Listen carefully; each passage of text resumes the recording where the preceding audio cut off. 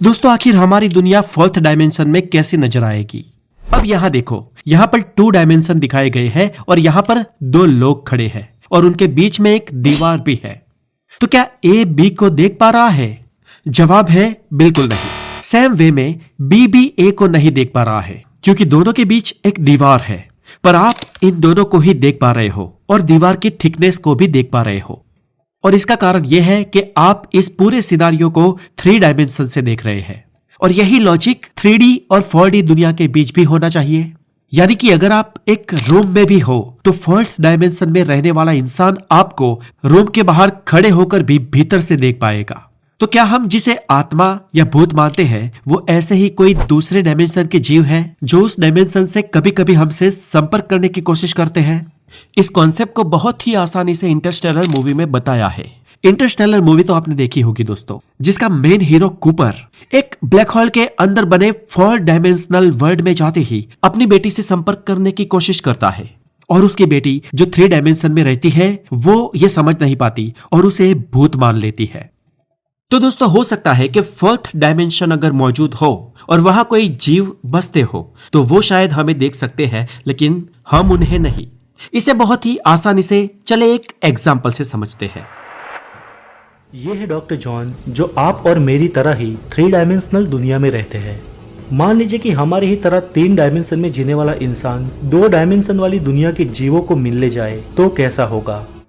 Hello दोस्तों, मैं हूँ डॉक्टर जॉन। मैं आपकी ही तरह 3 डायमेंशन में जीने वाला इंसान हूँ, लेकिन फ्लैट लैंड में आपका स्वागत है।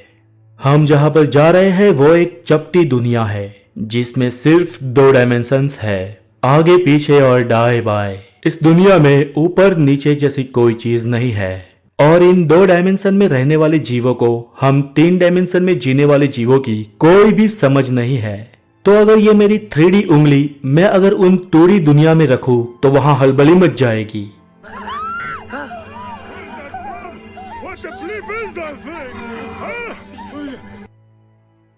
हेलो दोस्त, कैसे हो?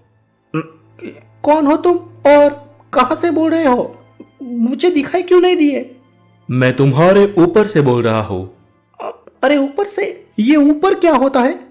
जैसे आगे पीछे होता है, दाएं बाएं होता है, वैसे ही ऊपर नीचे होता है। लेकिन हमारे यहाँ तो आगे पीछे और दाएं बाएं होता है। ये ऊपर नीचे क्या होता है? ऐसे तो कोई चीज नहीं होती। तुम 2 डायमेंशन में रह रहे हो और मैं 3 डायमेंशन में रह रहा हूँ। तुम वो सब नहीं देख सकते जो मैं देख सकता हूँ। तुम्हें ये देखने के लिए वहां जाना होगा जहां से मैं ये सब देख सकता हूँ। जैसे कि? मैं तुम्हें समझाता हूँ। तुम्हारे कमरे में एक सेब है जिसमें 12 सिक्के हैं, एक व्हील है और एक पासपोर्ट है। अब मुझे डर लग रहा है। तुम भूत हो या भगवान? नहीं, मैं इनमें से कोई नहीं हूँ। मैं भी तुम्हारी ही तरह एक जीव हूँ, बस फर्क सिर्फ इतना है कि मैं 3 डायमेंशन में रहता हूँ। पर डायमेंशन तो सिर्फ 2 होती है। देखो, आगे पीछे और दाएं बाएं। अगर मैं तुम्हारे पेट में गुदगुदी करूँ तो कैसा रहेगा? Crazy ghost, it's impossible. Oh no no no, stop stop stop. तुम देखना चाहते हो? क्या देखना? डायमेंशंस। हाँ, पर कैसे? ऐसे। ओह वाह, मैं ये कभी नहीं जानता था। ये सब क्या है? तो दोस्तों ये तो सिर्फ थी 3 डायमेंशन की बात। अगर मान लो कि कोई जीव 2 डायमेंशन में जीते हैं तो 3 डायमेंशन की कल्पना ही कर पाना उनके लिए असंभव है। अब दोस्तों समझे आप कि 2 डायमेंशन में रहने वाले लोगों को हम यानी कि 3 डायमेंशन में रहने वाले लोग कैसे भूत की तरह महसूस हुए, मतलब वो हमें देख ही नहीं पाए। वैसे ही 4th डायमेंशन में रहने वाले लोगों को हम नहीं देख सकते। अब दोस्तों यहां पर आपको एक कॉन्सेप्ट क्लियर कर दूं। 4th डायमेंशन में रहना और 4th डायमेंशन को महसूस करना दोनों ही अलग चीजें हैं। हम इंसान जो इस ब्रह्मांड में बसते हैं या इस ब्रह्मांड में रहने वाले कोई भी एलियन जीव भी हो, वो 3 आयामी दुनिया में रहते हैं, यानी कि 3 डायमेंशन में रहते हैं, लेकिन 4 डायमेंशन महसूस कर सकते हैं। जी हाँ फ्रेंड्स, भले ही हम 3 डायमेंशनल वर्ल्ड में रहते हो, लेकिन उस चौथे आयाम को महसूस कर सकते हैं।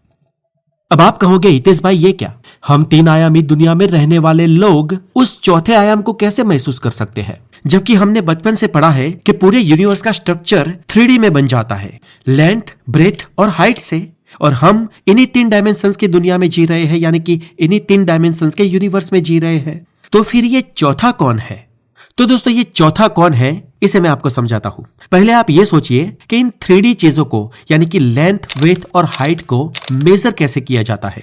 तो आप कहेंगे कि हितेश भाई इसे मीटर, किलोमीटर या माइल में मेजर किया जाता है।